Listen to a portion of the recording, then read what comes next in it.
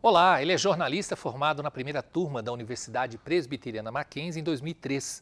Após o início de carreira como freelancer e assessor de imprensa, entrou na área esportiva, seu sonho de estudante. Foi redator, editor, produtor, repórter e coordenador no portal Terra.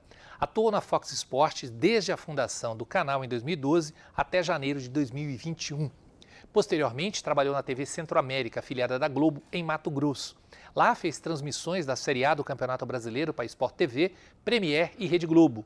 Apresentou o Globo Esporte e fez diversas participações nos programas jornalísticos da emissora. Além da área esportiva, foi repórter geral na EPTV, também afiliada da Globo em Campinas, interior de São Paulo. Atualmente é repórter da Paramount Plus em transmissões de jogos de times brasileiros nos campeonatos da Libertadores da América e na Sul-Americana. O programa Memória do curso de jornalismo recebe hoje o jornalista André Cavalcante. André, obrigado. Tudo bem, Vanderlei? Tudo bastante bem. coisa que eu fiz, né? Bastante. Tava prestando atenção aqui no seu texto. Acho que eu mudei bastante da época de faculdade, né? Vinha com bermudinha, camiseta. Bermuda, era tímido e era magro. Era magro. Alguns quilos a mais e bastante experiência a mais também. São 20 anos, né, André? É bastante tempo. Eu estava lendo seu currículo, passou por vários lugares e tal, mas tem uma questão bastante forte que é o esporte, né? Que era realmente desde a faculdade, porque eu brinco sempre que os alunos entram. Quando você olha para o fundo da sala, tem um time de futebol, né? Todo mundo de bermuda e muitos vêm com o sonho de ser repórter esportivo porque não conseguiu ser jogador de futebol. Era mais ou menos o teu sonho? Totalmente o meu sonho. O início da faculdade é um período ainda que você está buscando ali uma orientação, querendo ter um entendimento de como vai ser a sua vida adulta, mas eu tinha bastante clareza, assim, de que eu queria era estar perto do esporte que eu mais amava, do que eu mais amava mesmo na vida, que era futebol. Então optei pelo curso de jornalismo para estar próximo do futebol, não só do futebol, da prática esportiva.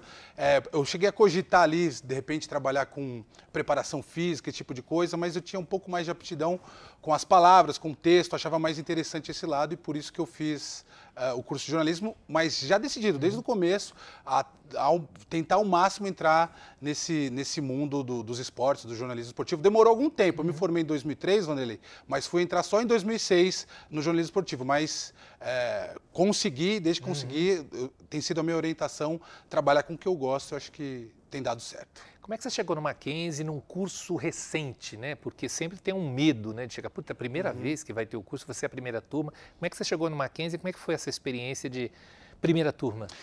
Eu tinha feito o colégio Mackenzie. Aí eu fiz os 3 anos do colegial no Mackenzie, eu gostava muito do campus. A minha irmã se formou em Direito também no Mackenzie, ela é mais velha, já estava na faculdade nesse momento. E aí eu sabia que a faculdade era boa, que o curso era bom e que o campus era ótimo, a convivência seria muito boa. E o Mackenzie sempre esteve entre as melhores universidades do país, então assim, era um dos meus objetivos quando fui prestar o vestibular, passar no Mackenzie. Quando eu consegui, não tive dúvida, assim. Lógico, tinha esse pequeno receio assim, por ser a primeira turma, por ter que desbravar para os alunos que viriam na sequência, mas isso foi bem assim, ponderado. Eu achei que, medindo assim, os pontos positivos e negativos, tinham muito mais pontos positivos e não me arrependo. Eu acho que eu fiz uma ótima escolha. E é uma turma histórica, né? Primeira turma do jornalismo no Mackenzie. Eu estava lá, eu acompanhei. Não sou só eu que mereço, não. Não, eu também. Tem sempre essa questão do esporte, André, e às vezes até por uma questão de preconceito mesmo, ou talvez por falta de informação, por preconceito de quem vê de fora e por falta de informação de quem vai procurar o jornal esportivo, de que é tranquilo. Vou fazer jornal esportivo, o resto eu levo de qualquer maneira, tal. Mas você tem que ter um conhecimento histórico, um conhecimento cultural, um conhecimento sociológico, filosófico grande, principalmente hoje, né? Que cada dia você tem uma formação melhor para quem está indo para a área. Você acha que a faculdade te ajudou de alguma forma? Não tenho dúvida, claro que ajudou no processo de conhecimento, de métodos para você poder apurar, para você poder abordar um tema tão relevante quanto o futebol, por exemplo, outros esportes também, mas quanto o futebol é no Brasil, um fenômeno cultural. Você tira o futebol do Brasil, assim, o que sustentaria a nossa sociedade, os nossos costumes? É um dos pilares da nossa cultura. Então você tem que saber lidar com isso, tem que ter responsabilidade, porque todo mundo adora falar de futebol, fala de futebol no dia a dia, no bar, mas quando você está num veículo com milhões de pessoas te assistindo, você tem que ter essa responsabilidade e saber para que lado que você vai conduzir essa história que você vai contar, que pode ser um jogo, ou um treinamento, ou preparação de um time. Então, e essas ferramentas, você só vai ter, assim, ou vai ter o primeiro contato com elas, é na faculdade, evidentemente. Lógico que depois, no mercado de trabalho, você vai aprimorando, você vai ganhando experiência, você vai ficando cada vez mais ligeiro para tomar suas decisões. Mas tudo começa ali no período de faculdade. Você somou há 20 anos, imagino que chegando aqui no campo, você viu a garotada. Vive. Você fala que diferença, né? Eu estava pensando, não é possível que essa turma aí, essas pessoas Crianças. estejam fazendo faculdade, são todas crianças. Eu falei, será que eu era uma dessas pessoas? Aí eu fiquei pensando, nossa, eu devia ser, meu Deus do céu. Em cima disso, o que você acha que mudou? É muito tempo, 20 anos é bastante tempo para o jornalismo em especial. O que mudou? Né? Fora a questão tecnológica, né, da internet, que eu acho que naquela época a gente estava engatinhando ainda. Nossa, dá para fazer um programa de 1h30, 2 horas, dá para a gente ficar falando aqui o tempo todo.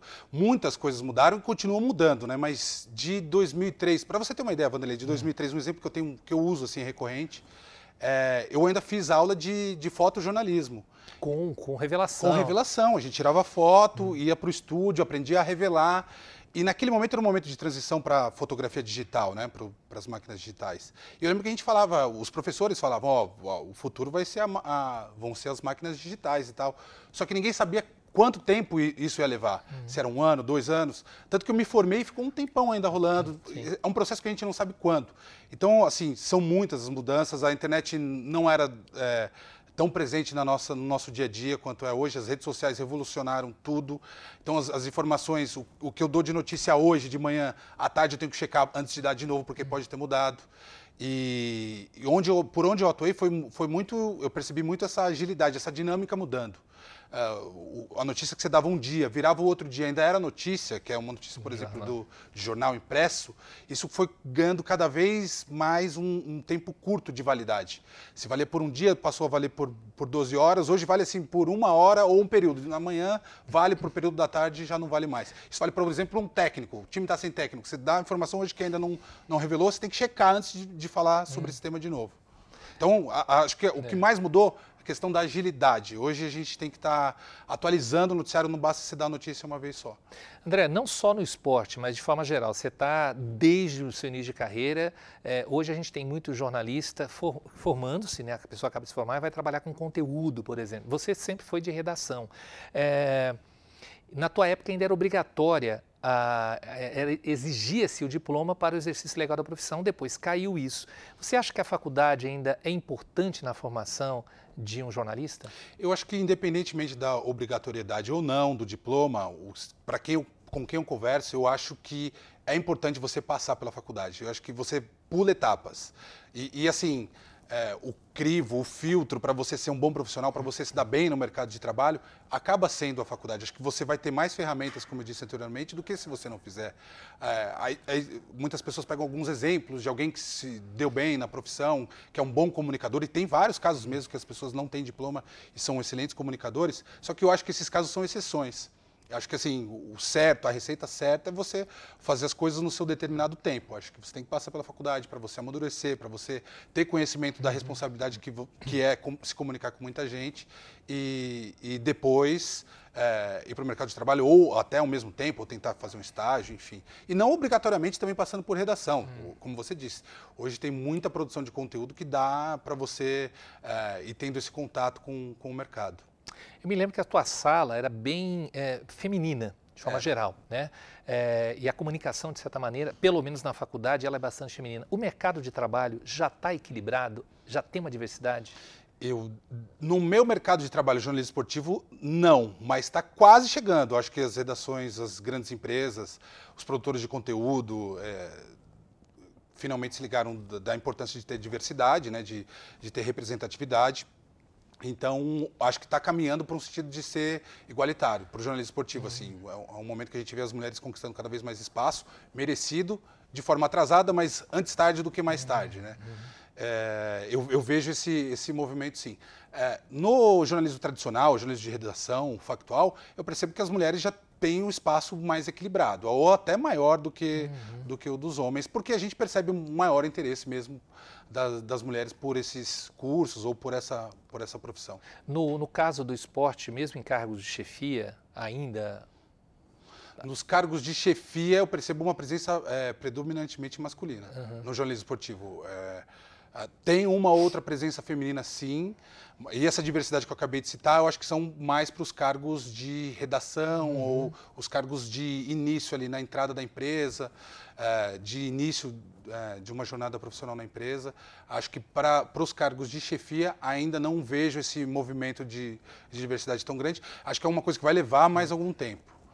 As pessoas que entraram, as mulheres que entraram e conquistaram o seu espaço ainda vão ter que galgar esses espaços, serem chefes, e aí a gente vai ver uma distribuição mais igualitária. Quando você se formou, evidentemente, a saída ali para quem queria fazer televisão eram as televisões tradicionais, a TV a cabo também já subindo e tal, e hoje mudou totalmente o mercado, né? Você tem um mercado mais amplo, ao mesmo tempo a maior emissora do país está com demissões em massa. Como é que tem funcionado isso? Eu ligava a TV antigamente só num canal para assistir todos os jogos, né? E hoje você tem uma diversidade. Isso é bom? É uma loucura. Não sei se é bom ou ruim, só sei que é uma loucura. Eu acho que é o que é. Quando a gente se apega muito a avaliar se uma coisa é positiva ou negativa, acho que é um pouco de perda de tempo, porque a gente não vai conseguir mudar esse processo. Acho que você tem que entender esse quadro, o que está posto aí, e lidar com ele. Eu estou falando especificamente da minha vida, da minha trajetória, que eu trabalho com isso. Então não adianta eu ficar me lamentando, acho que as redações eram maiores antes, e de fato eram. Acho que a gente tem que lidar com o que está acontecendo. O que pode ser o norte para as pessoas, para quem é mais jovem, para quem pode entrar nesse mundo, é tentar buscar o seu interesse, achar a sua vocação, a sua linha, o que você quer fazer e não se preocupar tanto, como acontecia na minha época, com o tipo do veículo, se vai ser mídia impressa, praticamente não existe mais, ou se vai ser... A gente tem a mania de falar mídia impressa, não tem jeito. Não existe mais. Mas, por exemplo, texto, né, é isso que eu quero dizer. Ou se vai ser audiovisual, acho que tem que ser... As pessoas têm que ser mais... os profissionais que tentam entrar nesse mercado têm que ser mais polivalentes, têm que ser mais coringas, conseguir jogar em diferentes posições, conseguir se adaptar ao que o mercado pode precisar. Principalmente para você entrar. Se você ficar limitando, quero só fazer o audiovisual, trabalhar na empresa X. Isso desde a minha época, né? Já era muito difícil. Hoje, muito mais difícil. Você tem que se adaptar e lidar com o que está aí. Eu mesmo, nesses últimos anos, fui trabalhar fora de São Paulo, voltei, trabalhei com jornalismo geral, agora estou trabalhando em streaming. Enfim, eu não sei o que vai ser amanhã, mas eu estou disposto a me enquadrar ao que o mercado vai apresentar de oportunidade. Como é que vocês têm lidado? Isso é uma pergunta que a gente faz sempre para quem está trabalhando na área de política, por exemplo, mas como é que o esporte tem lidado com a fake news, com a ChatGPT? O ChatGPT é uma novidade, né? Como é que vocês têm lidado com isso? Existe fake news em futebol, em jornalismo esportivo, bastante também. Eu não sei quem cria, né? Qual o prazer da pessoa que cria essas fake news, mas existem sim. Apuração, né? É o bom e velho jornalismo, que é uma coisa que, por exemplo, a inteligência artificial ainda não chegou a esse ponto. Mas eu volto a comparar, por exemplo, com o fotojornalismo. Será que o ChatGPT vai chegar num momento que vai conseguir apurar informações em tempo real? Eu acho que até pode ser, mas eu não acho que vai ser esse ano, no ano que vem. Aí vai ficar a critério do desenvolvimento tecnológico.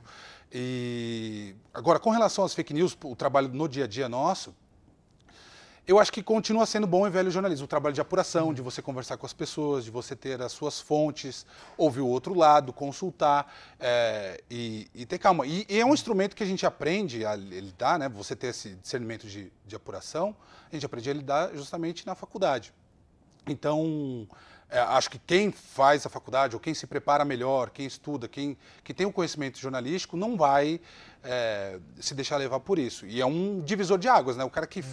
O jornalista que fica caindo nisso e que não apura direito as coisas acaba ficando para trás porque perde credibilidade, as pessoas acabam percebendo isso e acho que pode ser até um diferencial para quem quer se dar melhor na profissão. Como é que você avalia o mercado de trabalho, André, na tua área?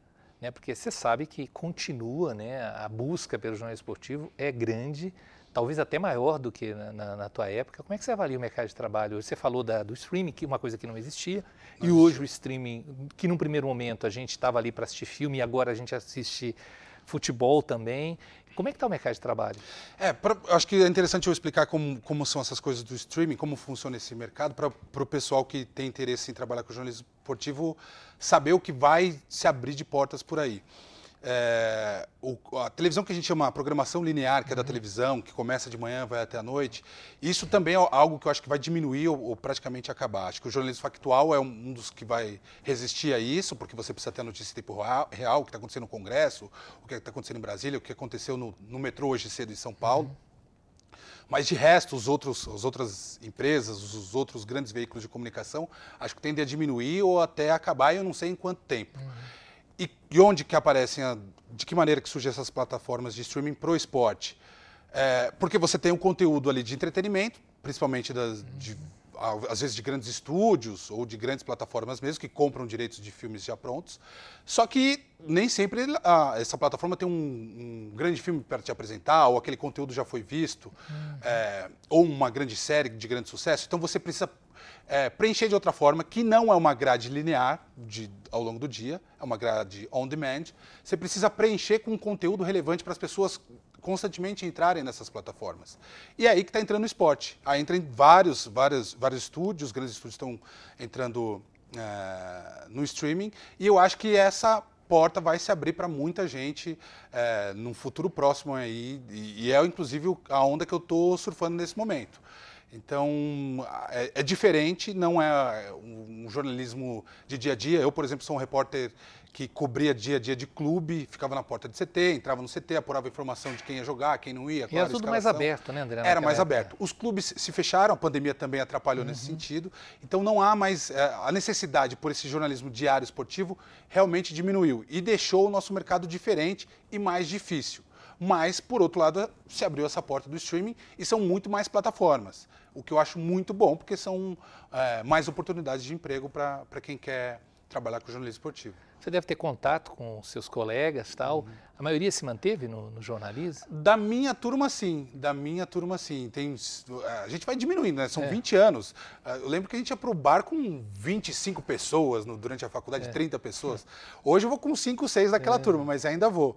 E a galera se manteve, sim, com o jornalismo. Estou lembrando aqui da Malu Vergueiro na Globo, o Dado fazendo comunicação para campanhas políticas. Tem muito corporativo também, né? Corporativo, de marketing, né? O Renato Pesotti é um dos meus melhores amigos, você conhece ele também muito bem. Trabalha com marketing.